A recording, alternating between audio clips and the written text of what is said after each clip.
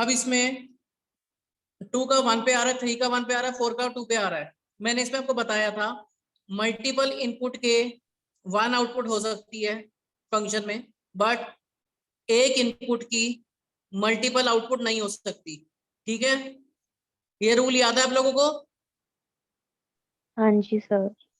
अब इसमें multiple inputs की एक आउटपुट है, यानी ये हो सकता है, तो ये फंक्शन हुआ कि किसी और में दो मेरे आउटपुट्स नहीं आ रही, मल्टीपल आउटपुट्स। क्लियर है?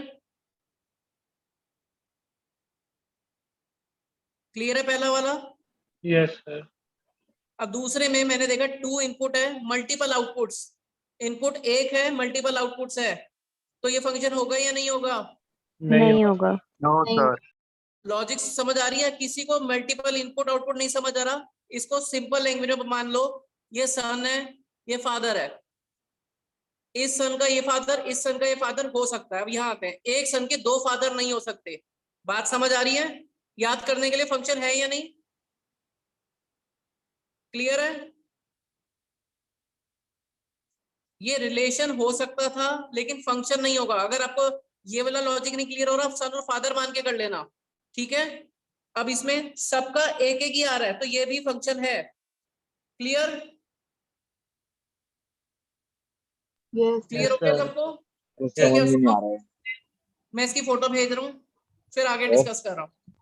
सो हम पॉज कर ले। ठीक है, अब यहाँ पे हमारे पास 2 तरीके के फंक्शन होते हैं। पहला रियल फंक्शन, दूसरा रियल वैल्यूड फंक्शन। ठीक है, 2 तरह के फंक्शन पता लग गए। अब इन दोनों में डिफरेंस क्या है? इसमें डोमेन और रेंज दोनों रियल नंबर होते हैं। ठीक है, जो डोमेन और रेंज होती है वो दोनों रियल नंबर निकलती है आंसर में। और रियल वैल्यू फंक्शन में डोमेन कुछ भी हो, रियल हो या ना हो, ठीक है, हो भी सकती है नहीं भी हो सकती, बट रेंज हमेशा रियल नंबर ही होगी। क्लियर है?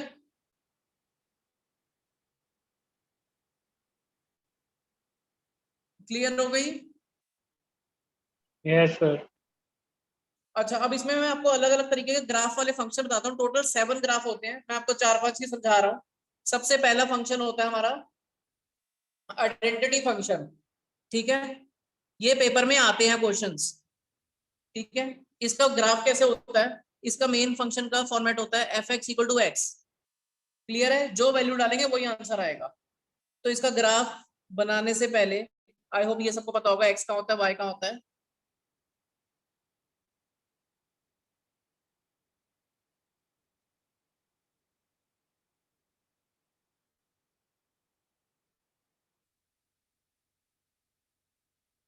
अब इसका मैं बॉक्स बनाता हूँ, सॉल्यूशंस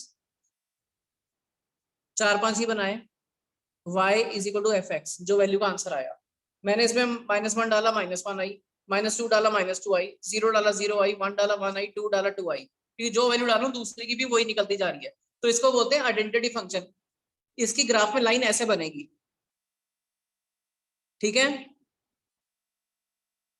क्लियर है? कल को आपको आइडेंटिटी फंक्शन पेपर में आए, एक्सप्लेन करो तो आपने ये सारी डिटेल्स लिख के दिखानी है। अब इसकी डोमेन और रेंज दोनों रियल नंबर है, दैट इज आर। ठीक है, और इसका ग्राफ हो गया, graph is a straight line.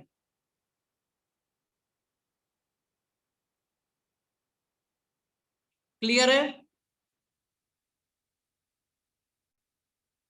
Yes sir. बोलो क्लियर है तो आगे चलो। ठीक है, सेकंड फंक्शन आता है कांस्टेंट फंक्शन। कांस्टेंट का मतलब हो गया f(x) में आप कोई भी वैल्यू डालो और एक कांस्टेंट आंसर आएगा। x की वैल्यू 0 डालो, 1 डालो, 2 डालो, कुछ भी डालो, हमेशा एक फिक्स वैल्यू आएगी। ठीक है, यहाँ पे मैं मान लेता हूँ k की वैल्यू 5 है, रैंडमली 1 2 3 4 5, ये रहा 5, ये मैंने बना दी। सारी नंबरिंग भर लेना। अब इसमें जैसे मैंने माना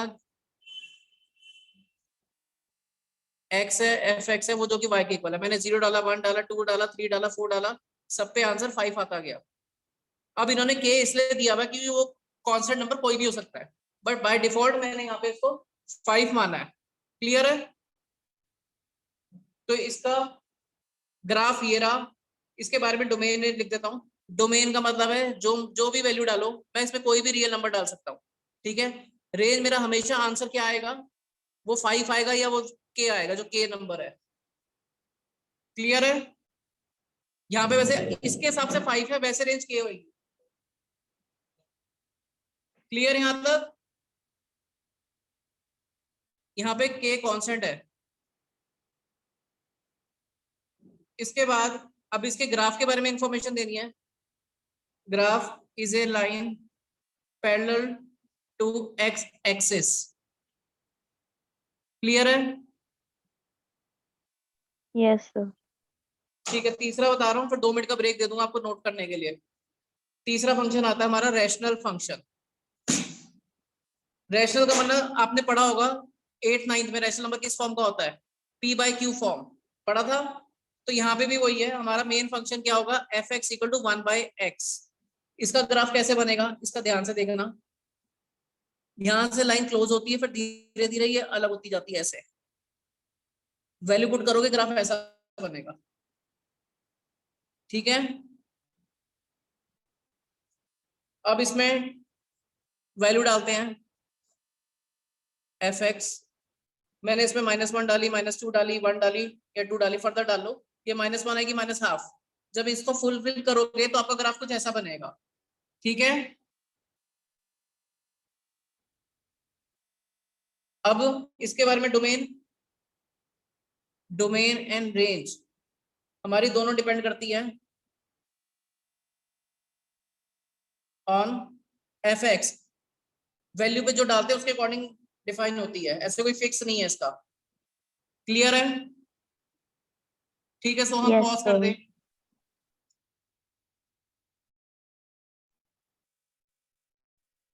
फोर्थ आता है हमारा मॉडुलस फंक्शन। ठीक है, पीछे मैंने आपको बताया था मॉडुलस फंक्शन क्या होता है। अभी सक्षम ने क्वेश्चन भी पूछा था कि मॉडुलस एक्स वाला। ठीक है, अब इसमें इसका ग्राफ कैसे होता है। मॉडुलस में क्या बताया था, कोई भी वैल्यू डालो सारी वैल्यू पॉजिटिव हो जाती है। तो इससे मेरे को ये पता लगता है, अगर मैं डोमेन, चलो मैं बॉक्स में डाल के दिखाता हूँ मॉडुलस का काम क्या होता है।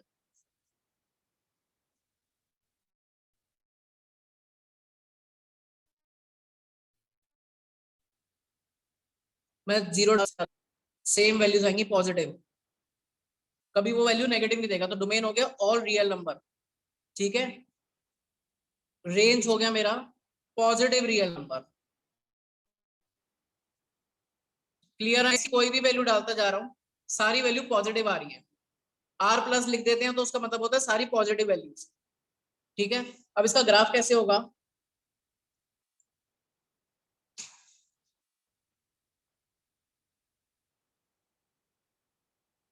एक्स की मैं नेगेटिव वैल्यू डाल रहा हूँ, पॉजिटिव भी डाल रहा हूँ, आंसर सिर्फ पॉजिटिव आएगा। क्लियर है?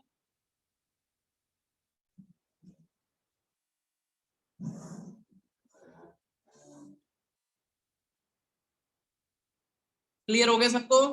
Yes, sir. ठीक है, इसके बाद नेक्स्ट फंक्शन आता है सिग्नम। उसमें क्या होता है, एफ एक्स की 3 वैल्यूज होती है, कोई फंक्शन नहीं होता, सिर्फ वैल्यूज होती है। एक होती है 1, एक होती है 0 और एक होती है -1। अगर x की वैल्यू ग्रेटर देन 0 होगी तो 1 आएगा, अगर x की वैल्यू 0 होगी तो 0 आएगा, अगर x की वैल्यू लेस देन 1 होगी, सो लेस देन 0 होगी तो आंसर -1 आएगा। इसका मतलब ये होता है। इसका ग्राफ कैसे होगा, ये रहा मेरा 1, ये रहा मेरा -1। तो यहाँ पे वैल्यू ये ऐसे जाएगी, y इक्वल टू 1, सेंटर पे 0। ठीक है, इस पे इस साइड आएगी y इक्वल टू -1। क्लियर है? इसमें हम कोई भी वैल्यू डाल सकते हैं x की, तो ये हो गया रियल नंबर कि x की कोई वैल्यू डाल सकते हैं। रेंज हमारी 3 ही आएंगी, इन तीनों में से एक ऑप्शन ही होगा। क्लियर है?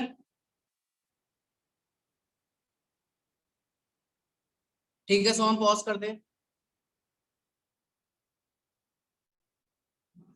अब आते हैं अलजेब्रा ऑफ फंक्शंस, मतलब ऑपरेशन हम क्या क्या लगाते हैं। ठीक है, सबसे पहला फंक्शन हो गया addition, addition of two real number. एक फंक्शन मेरा एफ एक्स, एक फंक्शन मेरा जी एक्स, तो इसमें फंक्शन में क्या लगेगा, F X plus G X, और हो सकता है आपको ऐसे लिख के दे दे, तो दोनों का मीनिंग सेम है। क्लियर है, दो आपको फंक्शन दिए होंगे, उसमें एडिशन कैसे होगा, नॉर्मल प्लस करके। सेम चीज सब्ट्रैक्शन की आ सकती है, सारा सेम, उसमें बस माइनस हो रहा होगा। इसका क्वेश्चन ऐसे आएगा, F minus G of X. ठीक है, तीसरा आएगा मल्टीप्लिकेशन। मल्टीप्लिकेशन स्केलर के साथ भी आ सकता है, नॉर्मल भी आ सकता है। तो पहले मैं स्केलर का बताता हूँ, व्हाट इज स्केलर, कि हम किसी कांस्टेंट नंबर से मल्टीप्लाई कर रहे हैं, a इंटू एफ एक्स। ठीक है, ये भी आ सकता है, वो नंबर कॉमन रहेगा बाहर। मल्टीप्लिकेशन आ सकता है टू रियल फंक्शन का, एफ एक्स जी एक्स, जिसको ये ऐसे भी लिख के दे सकते हैं, एफ इंटू जी एक्स। ठीक है, इसके बाद जैसे मल्टीप्लिकेशन ऐसे क्वेश्चन भी आ सकता है, सारा same, F X divide by G X, तो जिसको लिख के दे सकता है F by G X. Clear है, यस सर। क्वेश्चंस आएंगे तो पता लगेगा तो सिर्फ फंक्शन हम कौन कौन से ऑपरेट कर सकते हैं। ठीक है, पॉज कर ले।